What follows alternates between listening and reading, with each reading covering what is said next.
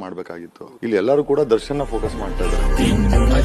ಕೊಲೆಯ ಘಟನೆಯ ವಿಡಿಯೋ ಏನಿದೆ ಮೊದಲು ಕ್ಯಾಪ್ಚರ್ ಮಾಡಿ ಹೊರಗಡೆ ಕಳಿಸಿದ್ದು A13 ದೀಪಕ್.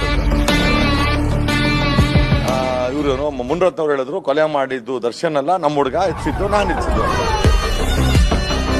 ಯಾರೋ ACB ಚಂದನ್ ಅಂತ ಮಾಡ್ಬಿಟ್ರೆ ACB ಚಂದನ್ ಏನ್ ದೇವ್ರ?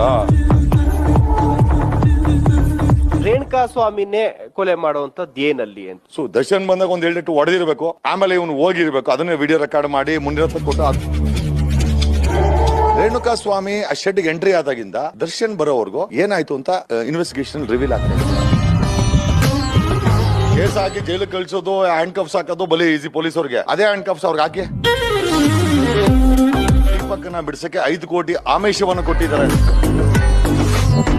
ಈ ಒಂದು ಸಾಕ್ಷ್ಯ ನಾಶದಲ್ಲಿ ಅಥವಾ ಕೇಸನ್ನ ದಿಕ್ಕು ತಪ್ಪಿಸೋದ್ರಲ್ಲಿ ಮುನ್ರತ್ನ ಸಕ್ಸಸ್ಫುಲ್ ಆಗಿದೆ.